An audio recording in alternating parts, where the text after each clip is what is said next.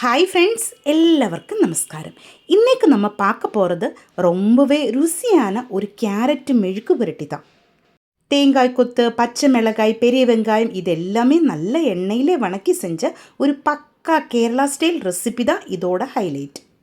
சாதாரணமாக கேரட் பொரியல் பண்ணும்போது அது இனிப்பாக தான் இருக்கும். ஆனால் இந்த மெழுக்கு புரட்டி நல்ல ஸ்பைசியாகவும் முறுமுறுப்பாகவும் இருக்கும்.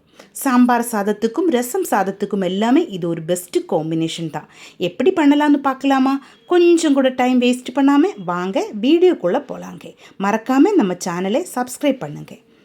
கேரட் மெழுக்கு புரட்டி செய்கிறதுக்காக 4 பெரிய சைஸில் கேரட்டை நான் எடுத்து வச்சுருக்கிறேன். கூட ஒரு பெரிய வெங்காயம், 4 பச்சை மிளகாய் இவ்வளோ தான் எடுத்து வச்சுருக்கிறது. இனி நமக்கு இது கட் பண்ணி எடுக்கலாம். நல்லா வாஷ் பண்ணி எடுத்த கேரட்டு தான் இது. பாருங்கள், இதே மாதிரி நல்லா ரவுண்டில் தான் நம்ம கேரட்டை கட் பண்ணி எடுக்கணும். உங்களுக்கு நீளமாக கூட கட் பண்ணி எடுக்கலாம். ஆனால் இது இதே மாதிரி நைஸாக சிப்ஸுக்காக செய்கிற மாதிரி தான் நம்ம நைஸாக கட் பண்ணி எடுத்துருக்கு. பெரிய வெங்காயமும் பச்சை மிளகாயும் இதே மாதிரி கட் பண்ணி எடுத்து வச்சுருக்கு. இனி மெழுக்கு புரட்டி தயார் பண்ணுறதுக்காக ஒரு பெரிய கடாய் நான் அடுப்பில் வச்சு சூடு பண்ணி அதிலேக்கு 1.5 டேபிள் ஸ்பூன் தேங்காய் எண்ணெய் ஊற்றியிருக்கு. நீங்கள் எந்த எண்ணெய் யூஸ் பண்ணுமோ அதே எடுத்துக்கோங்க. அதிலேக்கு 1/4 கப்பு தேங்காய் சின்ன பீஸாக கட் பண்ணி இது போட்டு லைட்டாக ப்ரௌன் கலர் ஆகுன வரைக்கும் ஃப்ரை பண்ணி எடுக்கலாம். அந்த கலரில் ஆகும்போது நம்ம கட் பண்ணி வச்சுருந்தா பெரிய வெங்காயம் பச்சை மிளகாயும் சேர்த்து நல்லா வணக்கி எடுக்கலாம். தேவையான உப்பு சேர்த்திக்கோங்க. நம்ம கேரட்டுக்கும் தேவையான உப்பு இதிலேக்கு சேர்க்கணும். இப்போ உப்பும் சேர்த்தி நல்லா இதே மாதிரி ஸ்டவ் மீடியம் ஃப்ளேமில் வச்சு நல்லா வணக்கி எடுத்ததுக்கு பின்னாடி நம்ம கட் பண்ணி வச்சுருந்தா கேரட்டும் இதிலேக்கு சேர்க்கலாம். கேரட்டு நீளமாக கூட நமக்கு கட் பண்ணி எடுக்கலாம். ஆனால் இந்த மாதிரி செய்யும்போது பார்க்குறதுக்கும் கொஞ்சம் நல்லா அழகாக இருக்கும்.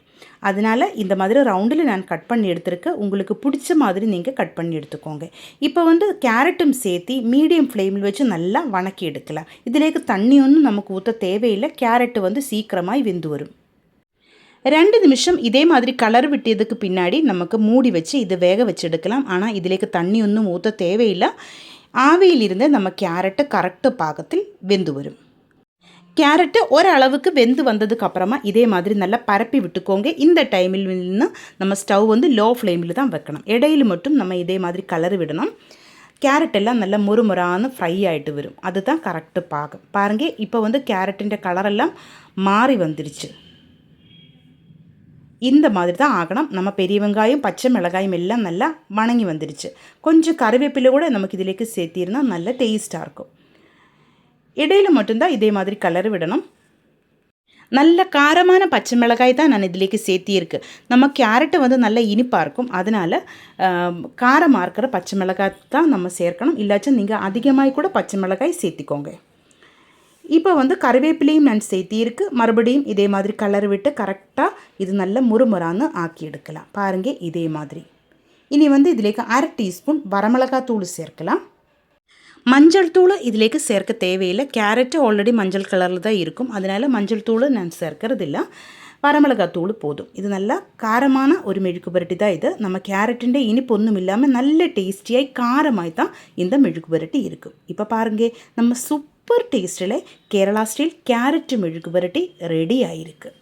சாப்பாடிൻ്റെ கூட பிசைஞ்சு சாப்பிட்றதுக்கு சூப்பரான ஒரு மெழுக்கு புரட்டி தான் கேரட் மெழுக்கு புரட்டி. கண்டிப்பாக நீங்கள் ட்ரை பண்ணி பாருங்கள். இந்த வீடியோ உங்களுக்கு பிடிச்சிருந்தால் சேனல் சப்ஸ்கிரைப் பண்ணுங்கள், லைக் பண்ணுங்கள். கேரளா ரெசிபிஸ் பிடிக்கிற உங்கள் ஃப்ரெண்ட்ஸுக்கெல்லாம் நீங்கள் இந்த வீடியோ ஷேர் பண்ணி கொடுங்க. ஹைப் ஆப்ஷன் ப்ரெஸ் பண்ணி என்னை கொஞ்சம் சப்போர்ட் பண்ணி கொடுங்க. உங்களுடைய ஃபீட்பேக்கு கமெண்ட்டில் எழுதி போடுங்க.